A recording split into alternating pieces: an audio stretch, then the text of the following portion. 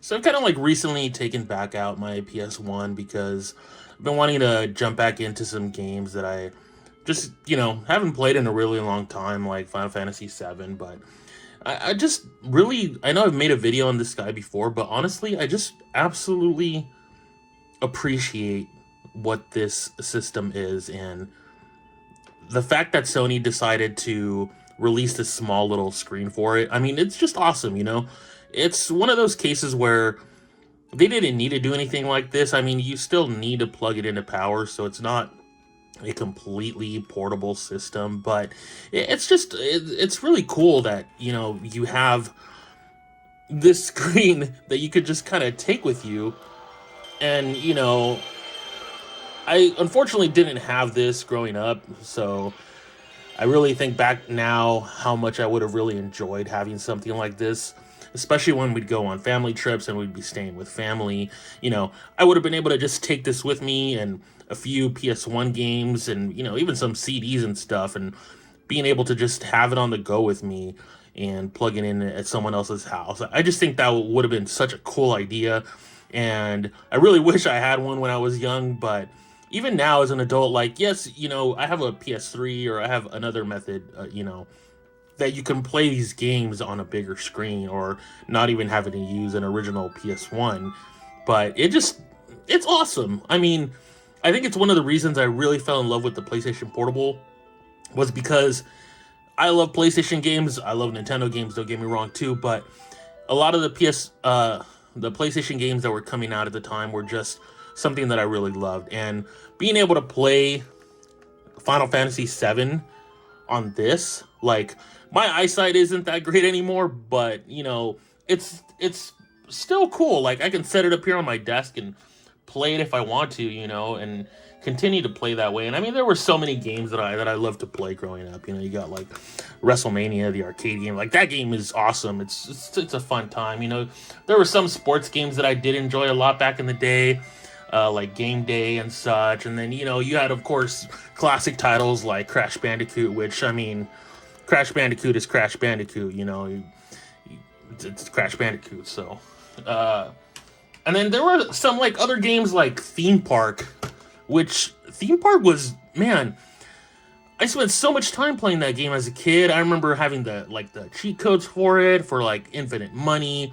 I think the code, if I remember, is still was like bovine, which the fact that that is burned into my brain is is telling for sure. But I mean, this little guy is just great. I'm gonna turn it off here, but like, it's just incredible that they decided to make something like this. And I don't know if you'd ever really do any kind of two-player stuff on a screen this small, but I guess when you're a kid and you're smaller, it kind of makes sense. But it's incredible, and I'm loving this guy so much, and I'm really happy that I was finally able to get my hands on one.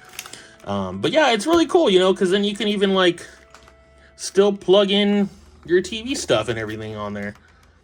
So you can plug it in directly from here and still output it to a TV that supports it. A headphone jack, like, it was the start of something for Sony for sure. And, what ended up ultimately becoming the PS1, or I'm sorry, the PlayStation Portable. But, it's really neat. And if you're in the market for one, I'd recommend looking online. But unfortunately, they're going up in price more and more. And a lot of people are starting to use these screens and taking them apart and putting them into like computers or other things. And there's other screens you can use for that. Like, why destroy something like this? Like, I get it, but it really sucks that these are becoming rare because so many people want to use this screen for other things. And, aside from its intended purpose here, but it's just leave these alone. Go find some other screens you can use to mount into your PC to show temperature gauges or whatever, like, just leave these alone. Don't take these apart. I mean, it's one of the reasons, like, I recently got a Game Boy Color kit from Funny Plane that I'm waiting on, so that I can go ahead and, do a Game Boy Color with a backlight on it. And I'm gonna have to put it together, but none of the parts are from an old Game Boy or anything like that. It's all custom, 3D printed stuff, and, the board isn't even from a Game Boy Color. So if you're gonna do modding stuff, like, try and leave these kinds of things alone. Preserve them in the state that they are, because you know, this one wasn't cheap, unfortunately, but I really wanted to have it because I felt like I just needed it, since I have all the other PlayStation stuff except this. But yeah, it's just, it is what it is. But the PS1 was a great system. Metal Gear Solid 1 was one of my all-time favorite PlayStation 1 games. Theme Park, of course, the Crash Bandicoot games, and Spyro, and dozens of sports games that I would play when I was younger, just because I was really into sports when I was a kid. All that stuff was just awesome to see. I remember playing, I think it was like one of the early soccer games on my TV, and my dad walked by and he's like, wow, that looks so realistic. And I mean, if you go back now and you look at, a PlayStation 1 soccer game, it's kind of depressing to look at, just because it doesn't look all that great. But yeah, this system was really neat, and I loved that they had audio capabilities and stuff to play CDs if you wanted to be able to listen to music on them. I mean, Sony is an audio company as well, so if you wanted to listen to music, this was a great device to do it on, because it was just, they had good technology for it. So it's crazy. A lot of people would get a PlayStation just for audio. They would use it as their audio system, and connect it to surround sound and stuff like that. But it's just really cool. I just wanted to do another little quick video on it. I was messing around with it this morning, and I was like, you know what, I want to talk a little bit more about the PlayStation 1 with the screen, because it's such a crazy thing that exists.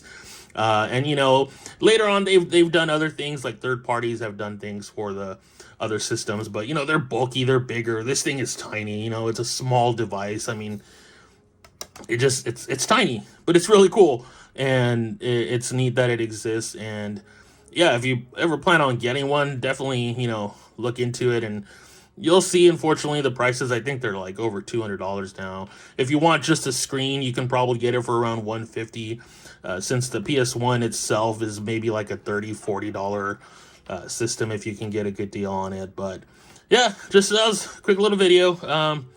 Gonna do hopefully some more stuff with console stuff, since I've been mainly focusing on handhelds lately, just because it's easier to record. I mean, I don't have capture kit, so I can't really like hook up my N64 and record footage for it, unless I'm just using an emulator on my PC. But yeah, hopefully some more stuff with the old consoles, because I mean, these are retro systems as well, not just a handheld. So stay tuned, guys, and I'll definitely have some more stuff here in the future. Take it easy.